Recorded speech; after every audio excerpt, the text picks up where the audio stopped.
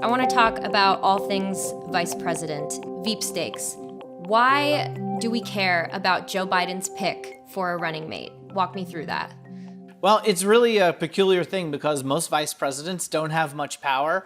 The vice presidential nominee is not who people wind up voting for. But this year might be more consequential than past years.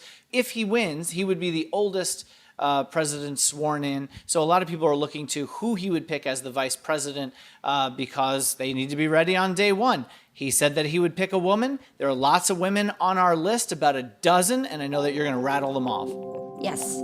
California Senator Kamala Harris, Minnesota Senator Amy Klobuchar, Massachusetts Senator Elizabeth Warren, Illinois Senator Tammy Duckworth, Wisconsin Senator Tammy Baldwin, New York Senator Kirsten Gillibrand, Florida Congresswoman Val Demings, Michigan Governor Gretchen Whitmer, New Mexico Governor Michelle Lujan Grisham, Atlanta Mayor Keisha Lance Bottoms, former Georgia gubernatorial candidate Stacey Abrams, and former U.S. Ambassador to the UN Susan Rice.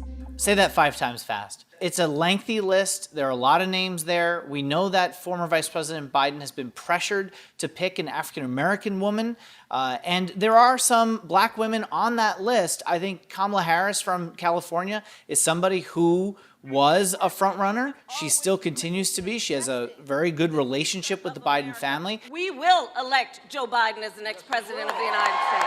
I think about someone like Val Demings, who's a congresswoman from Florida, was one of the impeachment managers. This trial is about abuse of power, obstruction, breaking the law, and our system of checks and balances.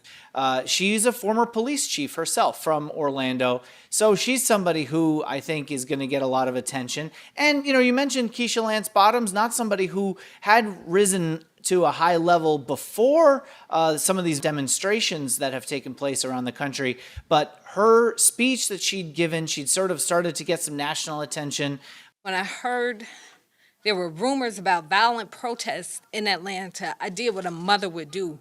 I called my son and I said, "Where are you?"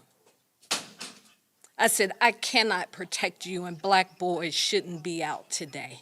I think that she's somebody who's going to be considered and somebody who's also close to the Bidens. Yeah.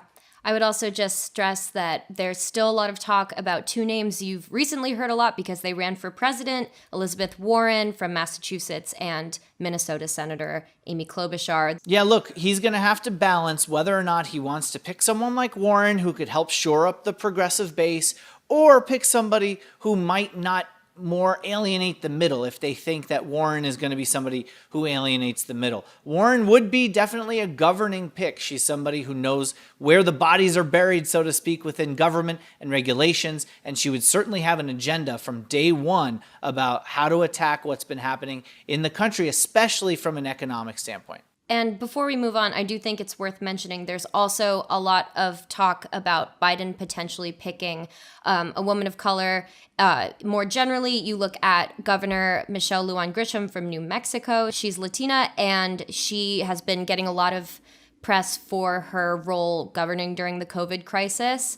Yeah, look, Biden had some deficiencies during the primary campaign with Latinos, and Latinos in the Southwest in particular are going to be crucial if Democrats hope to take back the White House. I think about a place like Nevada, of course, New Mexico, where Michelle Lujan Grisham is from, and Arizona, big on the map this year for the first time, maybe in future cycles, Texas. I'm still not sold on Texas at this point, but if they're going to win in places like that, they need Latinos on board, and Democrats think that maybe Michelle Lujan Grisham might help there. One problem for her is that she's managing the COVID-19 pandemic in her state, and I think that's going to be a big issue for a lot of these governors, people like Gretchen Whitmer from Michigan. It's going to be difficult to pull them out of those states when they're dealing with a crisis. As we get closer and closer to some sort of convention, what are the topics that Democrats and Democratic leaders are going to keep talking about?